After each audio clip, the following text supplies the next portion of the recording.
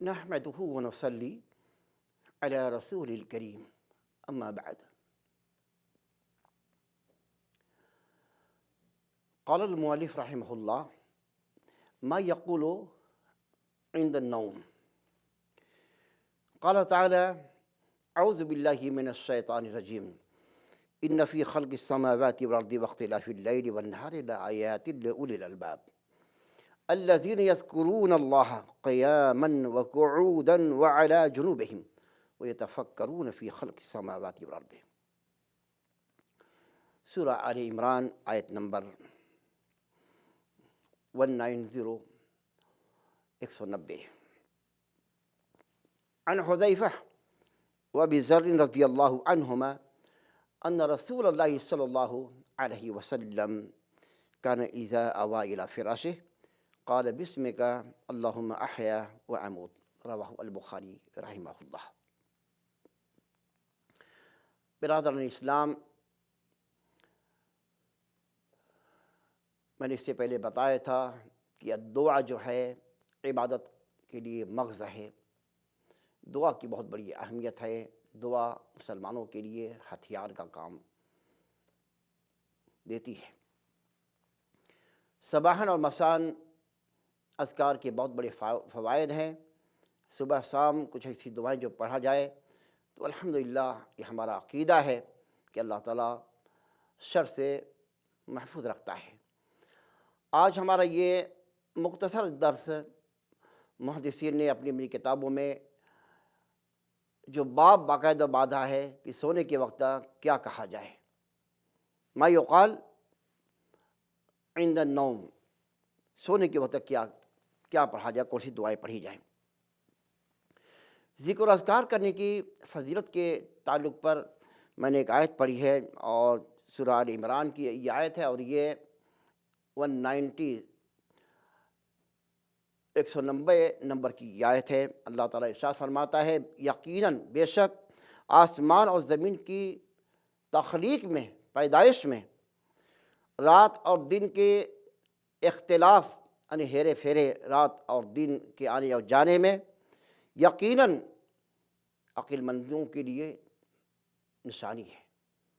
رات اور دن، رات کا آنا دن کا جانا، دن کا آنا رات کا آنا، اور آسمان اور زمین کو اللہ نے پیدا کیا. یقیناً جو ہے اس کے اندر سوچنے والوں کے لیے، عقل رکھنے والوں کے لیے، غور و فکر کرنے والوں کے لیے، دماغ اور مخ رکھنے والوں کے لیے بہت بڑی نشانی ہے. جو لوگ جو اللہ کو یاد کرتے ہیں کھڑے ہو کر کے، بیٹھ کر کے اور کروٹ لیٹے ہوئے، پہلو کے بغیر کروٹ لیٹ کر کے، جنوب، اس سے ثابت ہوتا ہے کہ کھڑے ہو کر کے بھی اللہ کو یاد کیا جا سکتا ہے، بیٹھ کر کے اور سو کر کے کروٹ لیٹے ہوئے بھی اللہ کا ذکر ہمیں کرنا چاہیے. جو لوگ اور آسمان زمین کی تخلیق کے اندر، پیدائش میں غور و فکر بھی کرتے ہیں، یہ ان کے لیے یقیناً عقل مندوں کے لیے نشانی ہے. سوچنا چاہیے. عقل والوں کے لیے بہت بڑی چیز ہے. آسمان زمین کو بغیر کھمبے کے آسمان کو اللہ تعالیٰ نے پیدا کیا ہے اور زمین کو بچھا دیا ہے بستر جیسا. تو یہ نشانیاں تو ہیں عقل مندوں کے لیے. سوچ کر کے کتنے لوگوں نے اسلام قبول کیا ہے اور اسلام کی تعلیمات کو ایکسیپٹ کیا ہے. بخاری کی میں نے حدیث پڑھی ہے سونے کے آداب کے تعلق سے. اس حدیث کے راوی حذیفہ اور ابو ذر رضی اللہ عنہما ہیں کہ بے شک رسول اللہ صلی اللہ علیہ وسلم کان اذا اوی الی فراشہ، جب بستر پر آتے سونے کے لیے تو کیا دعا پڑھتے؟ بسمک اللہم احیا و اموت. بسمک اللہم احیا و اموت، اللہ تیرے نام کے ساتھ میں زندہ ہوتا ہوں اور مرتا بھی ہوں. اس کو نقل کیا امام بخاری رحمہ اللہ علیہ. دوسری حدیث ہے علی رضی اللہ عنہ بیان کرتے کہ بے شک رسول اللہ صلی اللہ علیہ وسلم نے کہا، جسے کہا فاطمہ سے، قال لہ ولفاطمہ علی سے اور فاطمہ سے کیا کہا؟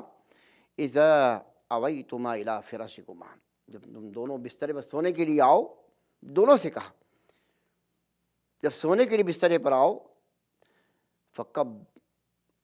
فکبرا، کیا فرمایا؟ 33 33 بار 33 اللہ اکبر اللہ اکبر. یہ نبی کی تعلیم ہے، سکھایا اپنے داماد کو، اپنی لڑکی کو. 33 بار بسترے پر پڑھو اللہ اکبر. اور سبحان اللہ 33 وسبحن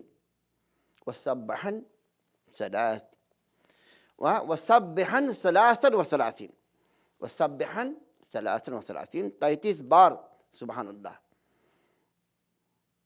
وحمدہ الحمدللہ 33 بار الحمدللہ، 33 بار اللہ اکبر، 33 بار سبحان اللہ، اور 33 بار الحمدللہ.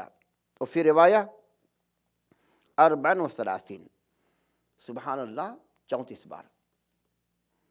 اس کو نقل کیا بخاری کے اور مسلم رحمہ اللہ نے. اس سونے کے آداب ہیں، سونے کے یہ آداب بیان کیا اللہ کے نبی کریم صلی اللہ علیہ وسلم خود پڑھتے تھے، بسمک اللہم احیا و اموت. اور یہ دعا سکھائی اپنے داماد کو کہ 33 بار سبحان اللہ الحمدللہ اللہ اکبر، سبحان اللہ اللہ اکبر. اور بھی حدیث میں ہے کہ سبحان اللہ 34 بار. بعض روایتوں میں تکبیر 34 بار، اللہ اکبر 34 بار. بعض روایتوں میں ہے کہ سبحان اللہ 34 بار. تو اس کو جو ہے اس کا اہتمام کرنا چاہیے. ایک اور بات اب اللہ کے نبی نے فرمایا ہے سونے والوں کے لیے، خاص کر کے یہ اللہ کے نبی دنیا میں آئے، رحمت بن کر کے آئے، اور رحمت کے لیے ہمیں رحمت کی تعلیم دی ہے، رہنمائی فرمائی ہے سارے انسانیت کی. اس حدیث کے راوی ابو ہریرہ رضی اللہ عنہ بیان کرتے ہیں کہ قال رسول اللہ صلی اللہ علیہ وسلم اذا اوى احدكم الى فراشه، جب تم میں سے کوئی بستر پر آئے سونے کے لیے، فلینفذ فراشہ بداخلۃ ازارہ، تو بسترے کو جھٹک لے، ایسے بسترے کو جھاڑ لے، بسترے کو جھاڑنا چاہیے. فإنہ لا یدری، کسی کو نہیں معلوم، کوئی نہیں جانتا، کوئی چیز اندر چھپی ہوئی ہو، کوئی نہیں جانتا. فإنہ لا یدری ما خلفہ، کوئی نہیں جانتا اس کے اندر اس کے پیچھے کیا چیز ہے، کسی کو اس کا علم نہیں ہے.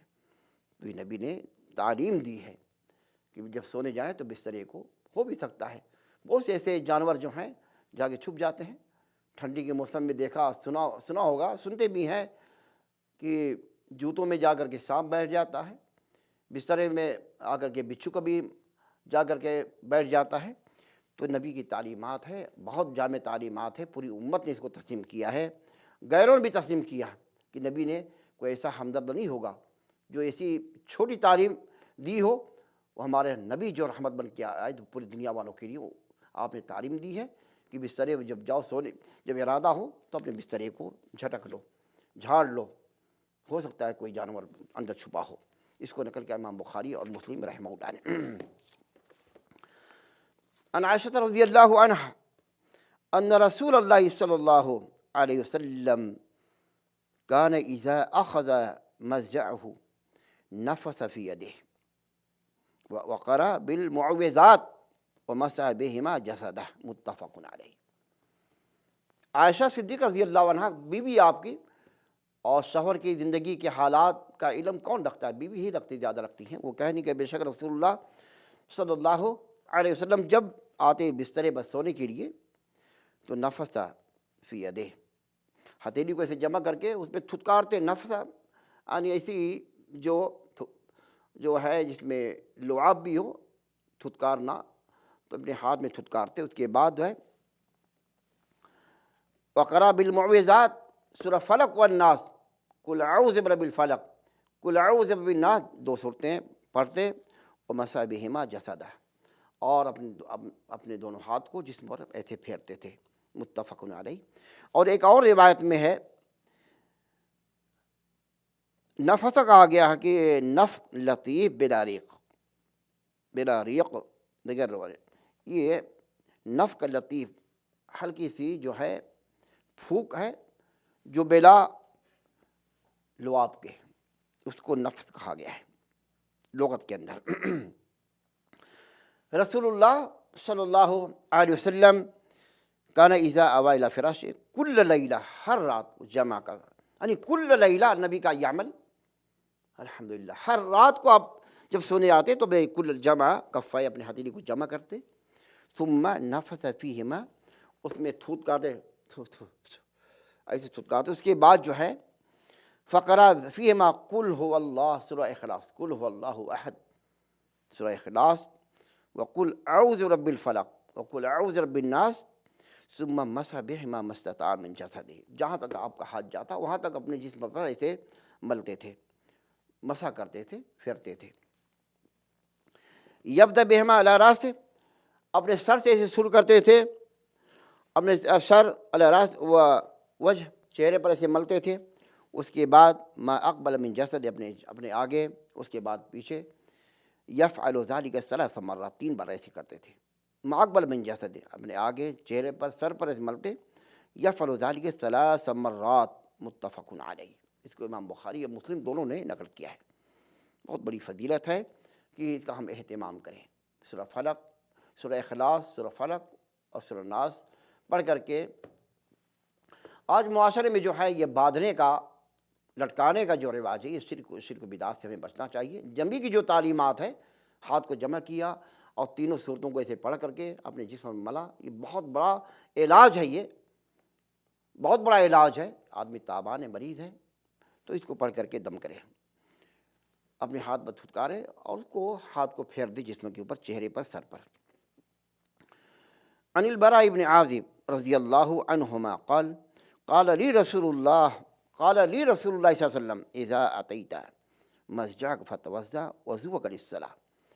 براء ابن عازب روایت کرتے ہیں، قال لی، مجھ سے اللہ کے نبی نے، مجھ سے کہا اللہ کے نبی نے، جب تم آؤ اذا سونے، اپنے بسترے پر سونے کا ارادہ ہو تو نماز جیسا وضو کر لو، ثم استجع علی شقۃ الایمن، اور دائیں کروٹ جو ہے لیٹ جاؤ اور کہو اللہم اسلمت نفسی الیک ووجہت وجہی الیک وفوضت امری الیک والجأت ظہری الیک رغبہ ورہبہ الیک لا ملجا ولا منجا منک الا الیک آمنت بکتابک الذی انزلت وبنبیک الذی ارسلت فإن مت، نبی نے دعا سکھائی ہے، بسترے پر جاؤ سونے کے لیے تو نماز جیسا وضو کر لو، اس کے بعد دائیں کروٹ لیٹ جاؤ، اس کے بعد دعا پڑھو۔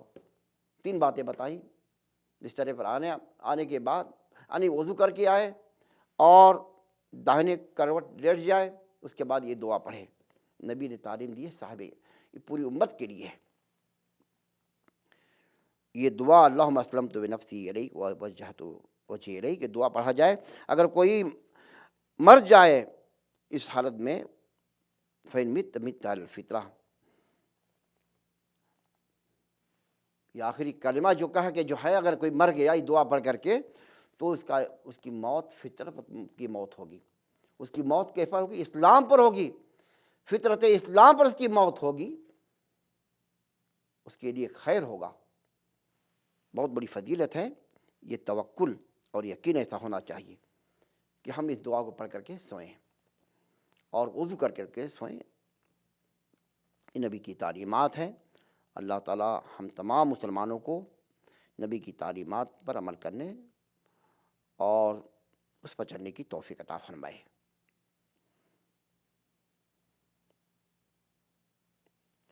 اور باقی باتیں انشاءاللہ جو ہیں، ایسے یہ بھی ایک دعا ہے، حذیفہ رضی اللہ عنہ بیان کرتے ہیں کہ ان رسول اللہ صلی اللہ علیہ وسلم کان اذا اراد ان یرقد، اللہ کے نبی جب سونے کا ارادہ کرتے تو وضع یدہ الیمنی تحت خدہ، تو داہنے کروٹ اپنے دائیں ہاتھ کو ایسے رکھ کر کے سوتے، دائیں کروٹ دائیں ہاتھ کو، اس کے بعد یقول کہا اللہم قنی عذابک یوم تبعث عبادک، رواہ الترمذی۔ یہ چھوٹی سی دعا ہے، اور بعض حدیث میں یقول 3 مرات، 3 بار دعا کو پڑھتے، اللہم قنی عذابک، اے اللہ اپنے عذاب سے مجھے بچانا۔